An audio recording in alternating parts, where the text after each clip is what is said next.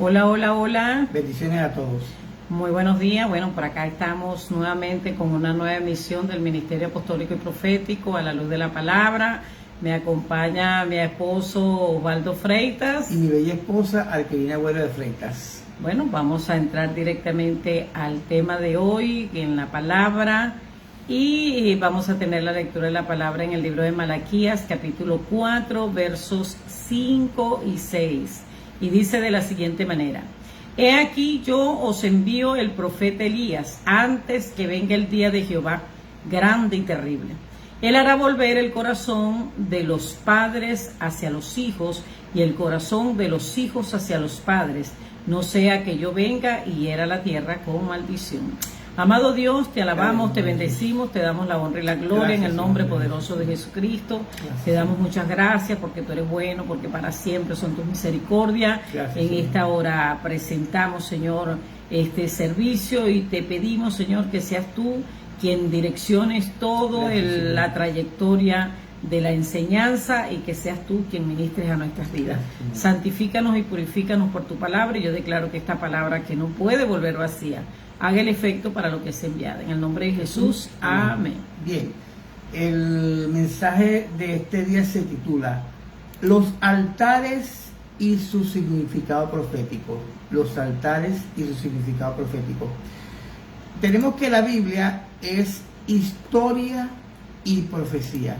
La historia de los tratos de Dios con nosotros como seres humanos, de parte de Dios, para llevarnos al propósito eterno, a esa paternidad que Él ha dispuesto de la eternidad para con nosotros, aunque valga la redundancia, porque Dios siempre ha tenido y tendrá cuidado de nosotros. Y la palabra profética, porque el Señor dice claramente que Él no hará nada sin que manifieste su voluntad a sus siervos, los profetas. Entonces, tenemos que entender que hay una guía clara en lo que tiene que ver con el mover de Dios para este tiempo, porque hay en la palabra profética una guía que nosotros debemos seguir para poder vivir en la temporada que estamos viviendo, porque a cada ser humano nos toca vivir una temporada. La gente en el pasado, créame, no podían entender el libro de Apocalipsis. Y eso era debido a que su cumplimiento no estaba para aquella época. Y la palabra del Señor dice claramente que estas están escritas, o sea, toda la palabra que fue escrita en la Biblia están escritas para nosotros, a quienes hemos alcanzado los fines de los siglos. O sea, tenemos una exclusividad con respecto a que nosotros somos privilegiados. Mire, mucha gente desearon ver en el pasado lo que nosotros estamos viendo, que la palabra se esté cumpliendo de una manera tan extraordinaria, que Dios está haciendo tratos extraordinarios con los seres humanos, que hay cantidad de personas que se están convirtiendo de diferentes religiones al cristianismo a nivel mundial. Hay un avivamiento que se está dando en este tiempo, pero yo quería en este día resaltar algo, y es que existe lo que se llama una guerra de altares. Desde que el ser humano fue creado y Adán y Eva pecaron en el huerto del Edén, ha habido una guerra de altares.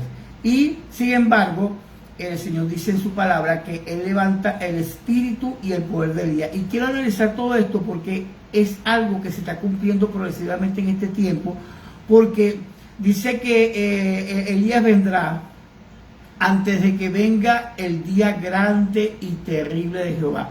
Estamos a la puerta del arrebatamiento. Sencillamente en cualquier momento nos vamos de aquí. Eso lo están anunciando hasta por las redes. Los cristianos dicen: ustedes sienten que nosotros les molestamos, tranquilo, que ya nos vamos a ir como cristianos, ¿no? En el arrebatamiento. Entonces, pero lo que viene como consecuencia para este mundo son cosas terribles que están descritas en el libro de Apocalipsis, y de eso podemos hablar más adelante. Hoy vamos a hablar sencillamente de cómo se originaron los altares en la Biblia, el porqué del trato de Dios en el Antiguo Testamento de una forma, y para nosotros en la gracia otro trato especial que Dios tiene para con nosotros, que estamos privilegiados con ese tipo de trato. ¿Ve? Entonces dice el Malaquías, ya lo leímos, pero hay un pasaje que certifica eso que dice Malaquías capítulo 4, versículo 6 en el Antiguo Testamento, está en el Nuevo Testamento, y es Lucas 1:17, y que lo amplía un poco más, y dice: e irá delante de él con el espíritu y el poder de Elías, para hacer volver los corazones de los padres a los hijos, de los rebeldes a la prudencia de los justos, y para preparar al Señor un pueblo bien dispuesto. ¿Qué pasa? Que por causa de circunstancias que están pasando a nivel mundial, hay gente que han pensado que Dios ha perdido el control de todo lo que está sucediendo en este mundo. Cuando la pandemia, yo sabía que Cristo iba a actuar sobre eso, iba a anular esa pandemia, porque como Él sostiene todas las cosas por la palabra de su poder, por la palabra de tu autoridad, y Él nos cela a nosotros como seres humanos, entonces tenemos que entender que Él no iba a permitir que nos tocaran a nosotros, y menos a los cristianos. Pero Él dice que cuida de justo e injusto. Él dice que seamos hijos de nuestro Padre Celestial, que hace salir su sol. ¿Sobre quiénes? Sobre justos e injustos. O sea que Él a toda la humanidad beneficia. Así sea que para que la gente tenga oportunidad de arrepentirse, de comprender que hay un Dios que tiene, que nuestro Dios tiene el control de todas estas situaciones, porque es nuestro Dios, nuestro Padre Celestial. Bien, entonces tenemos que cuando leemos en la Biblia de los altares, aparece como 378 veces y mantiene una constante de manifestación en el Antiguo Testamento hacia el Nuevo Testamento. Esto de una manera panorámica nosotros podemos verlo, y vamos a ver que en el Antiguo Testamento el altar representa un lugar de ofrenda, el establecimiento de pacto, el diálogo divino, y sobre todo para expiación del pecado. ¿Por qué vemos esto? Porque en el Antiguo Testamento Dios requería el sacrificio de animales, o sea, un sustituto por el ser humano. Como Cristo no había venido, entonces resulta ser que tenía que ser un animal, ¿ves? Alguien ajeno al pecado de la humanidad, en este caso un animal. Dios no aborrece los sacrificios humanos. Además, ningún ser humano puede ser sacrificado por otro, porque igualito todos somos pecadores. O sea, lo que hacían las civilizaciones antiguas de estar matando gente, de ese sacrificio humano, era una aberración, y por eso hasta desaparecieron ciertas civilizaciones, ¿ves? Como la civilización maya, que esa es otra historia que le puedo contar más adelante. Bien, entonces Dios requería el sacrificio de animales para proveer el perdón de pecado de manera temporal y prefigurar el sacrificio perfecto y completo de Jesucristo. Todo lo que pasó en el Antiguo Testamento del perdón de los pecados por esos sacrificios prefiguraban el sacrificio de Cristo. Si Cristo no hubiera venido, esos sacrificios hubieran sido en vano, porque todos miraban que era el sacrificio perfecto de Cristo. Y dice que con Cristo ya fueron perdonados para siempre y librados todos aquellos que estuvieron haciendo eso en el Antiguo Testamento de una muerte eterna. O sea que tenemos a los santos del Antiguo Testamento que juntamente en la resurrección se van a ir con nosotros, porque ya hicieron ese acto del Antiguo Testamento. Entonces, una de las cosas que vemos en el Antiguo Testamento es que la ley establecía: haz esto y vivirás. Ya le voy a decir más adelante qué es lo que significa en la gracia eso para nosotros. Pero en el Antiguo Testamento, para aquel tiempo, decía: haz esto y vivirás. O sea, porque estaban sometidos a ritos, a normas, o sea, que tuvieran un corazón compungido, esperando el perdón de sus pecados por medio de este acto de sacrificio de un animal que los sustituyera a ellos para que sus pecados fueran perdonados. Entonces, porque Cristo, por supuesto, no había venido a realizar su obra redentora todavía sobre la tierra. En el cumplimiento de los tiempos, como dice la misma palabra, Cristo vino nacido de mujer, nacido bajo la ley, y Él vino a cumplir la obra de expiación y de morir en la cruz por nosotros. Ahora bien, una pregunta que nosotros debemos hacernos, porque yo he estado indagando por las redes, como decía lo informando, doctor, hay cosas que uno no las consigue en Google, pero que Dios se las da a uno, ¿verdad? ¿Cuál es el origen de los altares en la Biblia? Entonces, oí comentarios por ahí de que todo se inició con Abraham, que hizo el altar, pero es que hay otros altares que fueron levantados antes de Abraham, ¿ves? Y yo les quiero mostrar cuáles fueron esos altares. El más importante altar que se levantó fue cuando Adán y Eva pecaron. Y les voy a decir por qué. Cuando Adán y Eva estaban en el huerto del Edén, ellos pecaron. Y Génesis 3, versículo 21 dice: y Jehová Dios hizo al hombre y a su mujer túnica de pieles y lo vistió. ¿Qué sugiere esto? Porque es que Dios nos ha dado inteligencia para que entendamos qué sucedió en ese momento. Bueno, sucedió sencillamente que cuando Adán y Eva pecaron, Dios mató animales para proveerles ropa, y esto sugiere además un sacrificio para cubrir sus pecados. Entonces tenemos que el que inició realmente, que tuvo la iniciativa para que el hombre fuera salvo, fue Dios. Y el altar surgió en el corazón de Dios. Y se lo voy a certificar por algo. Hay un ejemplo que le voy a dar ahora, que le va a certificar que eso surgió en el corazón de Dios, que no fue el hombre que sencillamente dispuso eso en su corazón, no, sino que Dios le enseñó a Adán y a Eva cuál era la expiación que de ahí en adelante tenían que hacer por sus pecados, hasta que viniera Cristo. Bien, entonces, este es el método por el cual el Señor usó ese altar para reconciliar a la humanidad con Él. Entonces, el sacrificio de animales es un tema importante que se encuentra a través de la Escritura en el Antiguo Testamento, porque, que dice Hebreos 9:22, sin derramamiento de sangre no hay perdón. O sea, un sustituto inocente por uno culpable. En Hebreos 9:22, en Hebreos 9:22, en la NBLA, dice lo siguiente: y según la ley, casi todo ha de ser purificado con sangre, y sin derramamiento de sangre no hay perdón de pecado. Ahora bien, ¿qué me testifica a mí en el Antiguo Testamento porque esto pasó así? Bueno, mire, primeramente Caín y Abel continuaron con esta práctica de ofrecer sacrificio, ¿verdad? De presentar delante de Dios ofrenda como testimonio de lo que comenzó con sus padres en la caída. Entonces vemos que,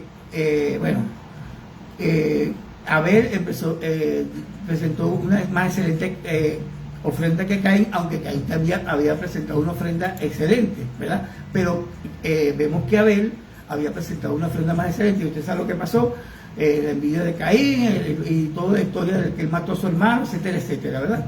Pero el sacrificio de Caín testifica de lo justo que él era. Ok, vemos otro ejemplo en la Biblia de alguien que existió antes que Abraham. ¿Y por qué sé que existió antes que Abraham? Porque en el libro de Job se testifica que los hijos de Dios, no ángeles, no, sino los hijos de Dios, los hijos de Adán y Eva antes del pecado, se presentaban delante de Dios juntamente con los hijos de los hombres, ¿verdad? Y el libro de Job nos da una panorámica de lo que pasó en el tiempo antes de Abraham. Mire, les quiero recordar lo siguiente: el libro de Job fue el primer libro escrito de la Biblia. Usted dirá, no, pero ya va, no fue Génesis. No. Sencillamente Dios puso a Moisés a que escribiera el libro de Job, que a ese que atribuye la autoría, porque había una historia importante en el libro de Job, porque teníamos que conocer la historia antes del diluvio, para poder entender por qué Dios tuvo que tratar tan duramente a esa generación, y fueron condenados, pero por su causa de ellos mismos, ¿no? No porque Dios lo quiso condenar, sino por causa de ellos mismos, esa actitud. Entonces vemos que en este libro Job hacía algo que nos testifica de que la importancia de los altares y de la expiación por los pecados. Dice que Job, vemos que Job comprendía a profundidad la importancia de cubrir a su familia con sacrificios por expiación por el pecado. Entonces dice que, le voy a leer en Job capítulo 1, versículo 4 en adelante, dice: sus hijos iban y celebraban, los hijos de Job, un banquete en la casa de cada uno en su día, y mandaban a llamar a sus 3 hermanas para que comiesen y bebiesen con ellos. Y cuando habían transcurrido los días de banquete, sucedía que Job mandaba a llamarlos y los purificaba, levantándose muy de mañana y ofrecía holocaustos conforme al número de todos ellos, pues decía Job, quizás mis hijos habrán pecado y habrán maldecido a Dios en su corazón. De esta manera, así continuamente. O sea, había un concepto claro de lo que era el altar y del trato de Dios con la humanidad en el Antiguo Testamento. Acuérdense que ese en el Antiguo Testamento.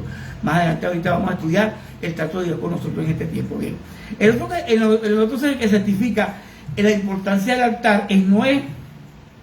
Cuando él sale del arca, en el capítulo 8 dice, entonces habló Dios a Noé diciendo, sal del arca tú y tu mujer y tus hijos y las mujeres de tus hijos. Y salto al versículo 20, dice, y edificó Noé un altar a Jehová y tomó de todo animal limpio y de toda ave limpia y ofreció holocaustos en el altar.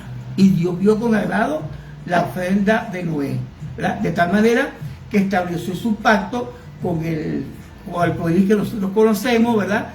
Y que no iba a haber más diluvio. O sea que Dios percibió de parte de Noé olor grato. Entonces vamos a ver ahora en otro que se certifica también la importancia que tenía la humanidad del concepto del altar en el Antiguo Testamento, y es el caso de Abraham. Abraham construye un altar en respuesta a la promesa que Dios le da. En Génesis capítulo 12 dice, y apareció Jehová a Abraham y le dijo, a tu descendencia daré esta tierra. Y dice, y edificó allí un altar a Jehová, quien le había aparecido. O sea, que una mente clara con respecto a lo que era el altar. Y dice que luego se pasó allí a un monte del oriente de Betel y plantó su tienda teniendo a Betel al occidente, a Jai al oriente, y edificó allí altar a Jehová e invocó el nombre de Jehová por todo lo que Dios le había revelado a él. Bien, entonces vemos también el altar, la grandeza del altar en el templo de Salomón. Acuérdense que lo de Salomón fue macro. Ese hombre se desbordó en hacer lo más excelente para Dios. Ese templo de Salomón hasta hoy en día, ahí que lo han querido imitar y demás, yo creo que es muy difícil porque la majestad de ese templo fue tan grande que, imagínense, paredes cubiertas de oro, todo era de oro, o sea, la plata en aquel tiempo era menospreciada, ¿ves? Entonces, todo eso lo hizo Dios en el tiempo de Salomón, y también vemos que hay un altar. Dice que el templo en ese tiempo, el altar encarnaba la gloria de Dios, o sea, era lo máximo. Y acuérdense que en cada una de las manifestaciones en las cuales el altar era puesto, Dios respondía por fuego. O sea que era su sello de aprobación con respecto a el sacrificio. Y ese fue el conflicto que tuvo Caín con Abel. Esa es otra historia que ustedes la habrán oído antes, ¿no? Pero más o menos recordando qué es lo que pasó, por ejemplo, con ciertas historias de lo que fue la manifestación con fuego. El profeta Elías también tuvo manifestación con fuego, y el mismo Abraham. Bien, cuando leen la historia lo van a ver. Entonces dice, en 1 Reyes capítulo 8, dice, luego se puso Salomón delante del altar de Jehová en presencia de toda la congregación de Israel, y extendió sus manos al cielo.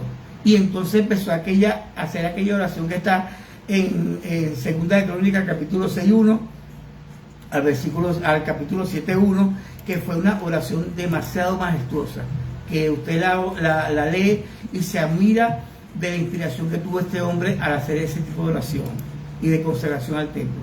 Bien, entonces tenemos que Dios respondía con fuego y consumía el holocausto en el Antiguo Testamento. En el Nuevo Testamento tenemos otro significado diferente de lo que es el altar, porque ya ha venido Cristo, habiendo cumplido con su misión de morir por nosotros como seres humanos. Entonces resulta ser que Él llega y todo lo que estaba siendo puesto desde el Antiguo Testamento como altar, Él vino a hacer el sacrificio definitivo para que nosotros pasáramos a estar en esta época de privilegio, en la cual el altar ya está en nuestros corazones. O sea, el Espíritu Santo mora en nosotros, Jesucristo se lo dijo a los discípulos, que está con vosotros y estará en vosotros. Amén.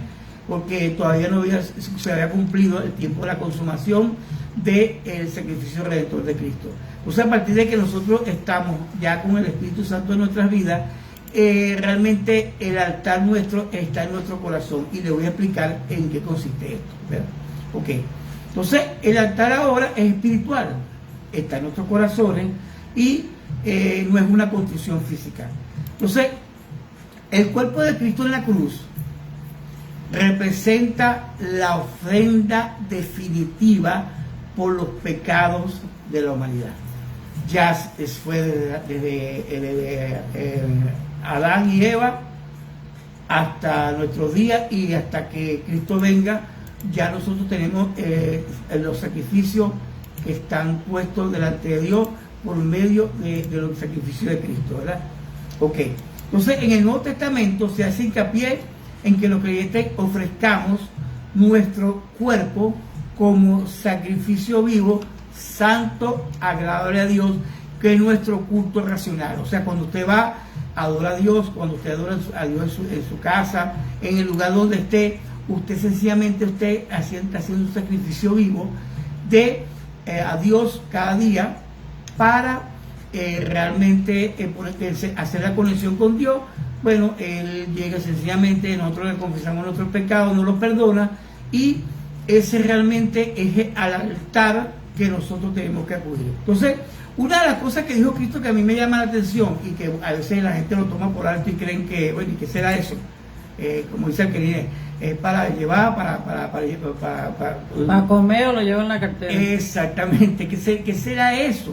Cuando Cristo dice, si alguno quiere seguir en pos de mí, niéguese a sí mismo, tome su cruz y sígame. Bueno, mire, ¿qué hacía una persona cuando le ponían una cruz para ir hacia el lugar en el cual iba a ser crucificado? Caminaba hacia su propia muerte. Nosotros tenemos que ir caminando siempre hacia la muerte del yo, como dice Pablo, mas ya no vivo yo, mas vive Cristo en mí, y lo que hago ahora lo hago en la fe del Hijo del Hombre, quien murió por mí. Entonces en ambos testamentos se mantiene el altar como símbolo significativo de la relación con Dios, con la humanidad. Entonces vemos que el altar, en este caso el altar que tenemos hoy en día, que está en nuestros corazones, es el punto de contacto divino, recordándonos constantemente sus promesas y su omnipresencia, porque Él está por sobre toda fuerza del enemigo y nada nos dañará. Y nosotros, cuando nos cubrimos con el poder y la gracia que el Señor nos dio por su obra redentora, podemos hallar gracia para el oportuno socorro. Entonces, bien, vámonos ahora a una parte de este tema, que sería la guerra de altares. Bien, este mensaje me vino por la inquietud que tengo, porque se están levantando estructuras, como dice la Biblia, fortalezas. Las fortalezas son estructuras para dominio que Satanás está levantando a nivel mundial, para él seguir enseñoreándose de la humanidad. Entonces vemos que hay estatuas hasta de 182 metros, porque usted se pone a buscar en Google y va a descubrir que hay ciertos monumentos, ciertas estatuas, ciertas imágenes religiosas que están siendo levantadas con un tamaño exagerado.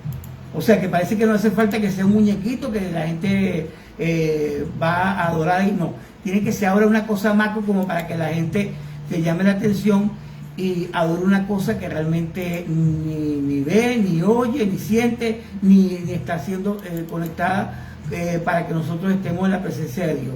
Y resulta que esto está provocando un vacío en esas personas, de parte de que ellos tienen que buscar la presencia de Dios, y sin embargo están desviando su atención hacia cosas que realmente no se corresponden con la voluntad de Dios. ¿Qué trae esto como consecuencia? Ese vacío. Bueno, les voy a explicar algo. He descubierto, y lo he ya predicado en diferentes lugares, que la arma principal que utiliza el adversario, el diablo, es trabajar provocando vacío. ¿Cómo se lo demuestro yo? Bueno, vaya a ser el libro de Génesis. Ahí empezó el vacío. Cuando él le dice a Eva, no morirás. Pero si Dios le había dicho que iba a morir, y porque él contradice la palabra, a él le interesa es provocar un vacío en la palabra y la presencia de Dios en el ser humano. Bien, entonces resulta que vemos también cómo se fue dando el vacío de la presencia de Dios en diferentes partes de la Biblia con respecto a ciertos personajes, cuando las personas no cumplían el propósito que Dios tenía para su vida. Vemos que cuando Caín mató a Abel, la humanidad existente de aquel tiempo se decepcionó en buscar de Dios. ¿Qué certifica que la humanidad se decepcionó? Bueno, miren, en Génesis 4:26 dice, y a Set también le nació un hijo, y llamó su nombre Enos. Entonces los hombres comenzaron a invocar el nombre de Jehová. Pero ese vacío trajo un trastorno para la humanidad. Trajo que los hijos de Dios se corrompieran, que hicieran lo malo delante de Jehová, y realmente trajo fatalidad para esa generación. Acuérdense que en el Antiguo Testamento está dividido la humanidad en los hijos de Dios y los hijos de los hombres. Los hijos de Dios y los hijos de los hombres. Los hijos de Dios sencillamente son los hijos de Adán y Eva nacidos antes del pecado. O sea, no es como dicen algunos en estudios que, bueno, no quiero cuestionarlo, pero ni quiero decir quiénes son, porque realmente es algo que está en contra de la palabra, porque como la Biblia es su propio intérprete, ella dice claramente que Dios no llamó hijos a ninguno de sus ángeles. A ninguno de los ángeles dijo Dios, mi hijo eres tú, yo te he engendrado hoy. ¿Ves? Porque fuimos engendrados como hijos por medio del sacrificio de Cristo. Somos hijos de Dios porque Dios nos prohijó por medio del sacrificio de Cristo. Eso lo certifica, se certifica en el libro de Juan, ¿verdad? Que somos hechos hijos de Dios por causa del sacrificio de Cristo. Bien, entonces resulta que esa falta de presencia en los hijos de Dios provocó un vacío en los días de Noé. Entonces dice el capítulo 6 de Génesis, dice, aconteció que cuando comenzaron los hombres a multiplicarse sobre la faz de la tierra y le nacieron hijas, que viendo los hijos de Dios que las hijas de los hombres eran hermosas, tomaron para sí mujeres, escogiendo entre todas. Y vio Jehová que la maldad de los hombres era mucha en la tierra, y que todo el signo de los pensamientos del corazón de ellos era de continuo solamente el mal. Mire lo que provocó Satanás con ese vacío que tuvieron esta gente en el tiempo de los hijos de Dios, que no buscaban de Dios. Y se arrepintió Jehová de haber hecho al hombre en la tierra, y le dolió su corazón, y dijo Jehová, raeré sobre la faz de la tierra a los hombres que he creado, desde el hombre hasta la bestia, hasta el reptil y las aves del cielo, pues me arrepiento de haberlos hecho. Entonces vemos como consecuencia que surge el diluvio, que solamente Noé, 8 personas, Noé y su familia son salvos por causa de esta situación. Entonces esa humanidad de aquel tiempo pereció por causa de que se corrompieron, por causa de un factor que se llama el vacío que Satanás provoca de la presencia de Dios. Entonces en el tiempo de los jueces también sucedió igual. Hubo una constante provocación de vacíos, y dice Jueces capítulo 19, pero acontecía que al morir el juez ellos volvían atrás y se corrompían aún más que sus padres. Fíjense, la iniquidad repotenciada, la iniquidad, lo que hemos hablado del tema de la iniquidad repotenciada, se corrompían aún más que sus padres, siguiendo a dioses ajenos para servirles e inclinándose delante de ellos, y no desistían de sus obras ni de su obstinado camino. Entonces cambiaron el altar de Dios por el altar de ídolos, y eso les trajo bastante consecuencia. Dios le permitía que sus enemigos estuvieran enseñándose sobre ellos, hasta que ellos clamaban a Dios, y Dios en su misericordia y en su fidelidad les levantaba un nuevo juez, y para que fuera librado. Entonces hoy en día lamentablemente vemos que hay mucha multiplicación de ídolos. Usted se da cuenta que han inventado ídolos de todas partes, o sea, de lo que no tiene razón de ser, hasta de gente muerta que están supuestamente incorruptos, etcétera, etcétera. O sea, una cosa espantosa, ¿ves? Entonces, de cualquier cosa saca un ídolo, pero sabemos que eso es falso, ¿verdad? Porque Jesucristo lo dijo claramente a Satanás: a tu Dios solo servirás, o sea, a tu Dios solo adorarás y a Él solo servirás. Por eso fue que selló Cristo la tentación que Satanás quiso poner sobre él en el desierto. Bien, entonces Satanás está buscando la manera de que la gente esté cada día más atrapada en buscar lo que no existe, porque es que esos son ídolos falsos, o sea, realmente no tienen ningún efecto. Y como dice Alqueline, lo que pasa es que la humanidad no quiere dar cuenta delante de Dios lo que está haciendo, y resulta ser que se inventa esos ídolos para no tener a quien darle cuenta. ¿Ves? Es una irresponsabilidad, pero Dios lo va a jugar. Bien, ahora vamos ya finalizando el mensaje. Y vamos a hablar de algo muy importante, porque para este tiempo Dios tiene que levantar el espíritu y el poder de Elías. ¿Qué significa el espíritu y el poder de Elías? Entonces dice Malaquías 4:5, como hemos leído anteriormente: aquí yo envío al profeta Elías antes que venga el día de Jehová grande y terrible, antes que venga el tiempo en el cual se va a manifestar en la tierra ese periodo de gran tribulación que no ha habido ni lo habrá, que va a venir sobre este mundo. Él hará volver el corazón de los padres hacia los hijos, el corazón de los hijos hacia los padres, no sea que yo venga y hiera la tierra con maldición. Sabemos que hay falta de honra a los padres, sobre todo la honra a Dios como Padre Celestial, y la falta de honra a los ministerios que están siendo usados por Dios como vigilantes de nuestras almas. Entonces son tres factores que no tenemos que vigilar para que no nos dejemos mover y tampoco nos dejemos prejuiciar y que vayamos a hacer una deshonra, sobre todo a Dios o a nuestros padres y a los ministerios, y que nos vaya a traer problemas. Entonces, ahora, ¿qué es el espíritu y el poder de Elías?